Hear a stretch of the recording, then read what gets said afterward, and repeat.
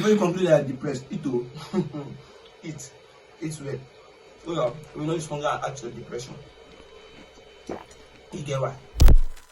Welcome back to the Enlightened. I remain your host, Nicola Emmanuel. I hope our last video was an enlightenment to your part.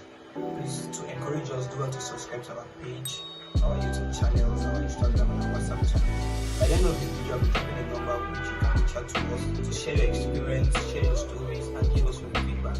On our last video, I said we'll be talking more about types of depression, symptoms, and in this video, I'll be adding causes and risk factors. So let's recap. On our last video, we talked about basically 5 types of depression. We have the MDD, the PDD, the PD, the SAD, and the bipolar disorder. MDD is a major depressive disorder. It's also known as a clinical disorder.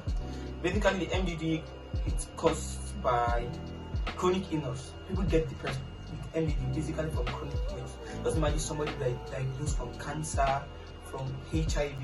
Now coming to the point of he or she knows that he's going to die or something. Now that's where the MDD comes in. That's where the depression generates from. It comes with a lot of factors. So it affects the mind. MDD affects the mind. There's a particular story I heard sometimes ago where somebody committed suicide because of the diagnosis of cancer. Actually, it was shocking to me because cancer, even though we had that cancer does not really have a cure, but it's something that you can maintain over a period of time. Something you can maintain over a period of time. So why would you help yourself to kill yourself before the cancer kills you? When you can still live like a normal human being, when you can still prevent yourself from being depressed. So basically now the MDD is a depression that occurs when people are being diagnosed of chronic sickness.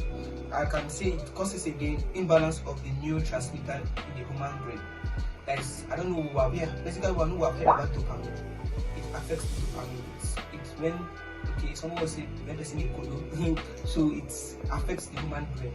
So it's a depression that comes by basically people overthinking. Yeah. So I'm using the word overthinking. When someone overthinks a particular situation, not being frustrated from a particular, that will cause a major depressive disorder, and it's common. That's one of the most common type of depression. So now let's just look at some symptoms of the major depressive disorder. Some symptoms: irritability, fatigue, low energy, difficulty in concentrating. So I'll come back. I'll maybe talk more about low energy. People that are mostly having major depressive disorder have low energy to things. They have low vibes to things. They are always having this stigma of why them. They're always having this stigma of let me just be alone. Let me just shut everybody out. So most people are just let me just shut everybody out. Let me just let me go die. Let me just do on my own. So it's a symptom. When you see people shutting people out, people don't want to open up. Somebody that used to be the hype of the day is now a cold person. Now it's not the person that just all of a sudden don't want to associate with things again. It's a symptom. It's a very critical symptom of depression. Like in my first introductory video, I did a small hit of hunger is a symptom of depression, actually. But not all times you are hungry, you are being depressed. But again, when hunger will beat you, you get that depression. But actually, it's just a way of telling not all hungry people are being depressed. For the second type of depression, that is the PDD, that is the persistent depressive disorder, also known as dysthymia. It is a mild depression. It's caused basically in least of a year or more. So it lasts for 2 years or more. So but basically it lasts for 2 years. The depression that comes, it's just like the seasonal depression. We'll talk about the seasonal depression, but it's not the seasonal depression. This particular type of depression happens, it's a history. It's just like a genetic depression. Happens from father to children to grandchildren. It's a generation history of depression. That a family who are mostly people of depression, that's basically people from the MDD. Let me draw my charts like that now. People who have already had depression from the major depressive disorder and are passing it on to their children. That's what causes the persistent depressive disorder. Now, the persistent disorder, let me just imagine a chart for you. Depression now starts from something that we call emotional numbness.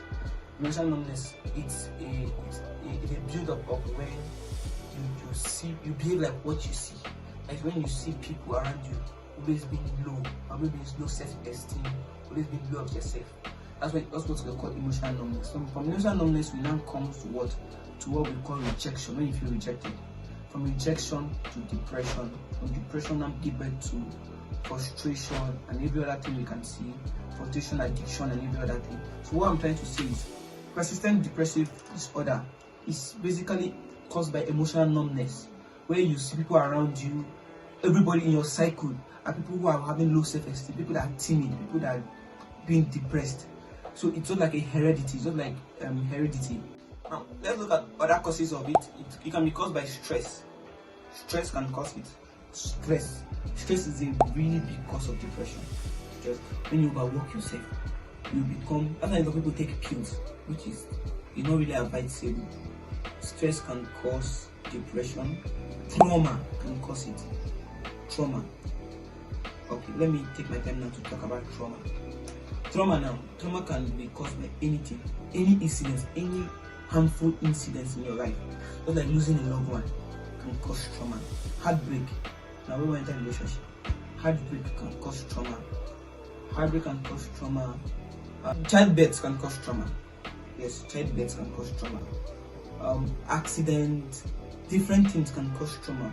But basically, I will talk more about trauma as we are going. But basically, trauma, stress, emotional numbness causes the persistent depressive disorder. So look at symptoms. Symptoms, we have sleep disorder. You can't sleep, you are restless. There's the symptoms. When you can't sleep, you're just restless, you are just overthinking, you're just looking for solutions. So sleep disorder is the symptoms. We have lose of interest in activities, we have lose of appetite. It's the symptoms of PDD, of the persistent depressive disorder. We can still see physical symptoms like headache, digestion of food, pains, and so on and so forth.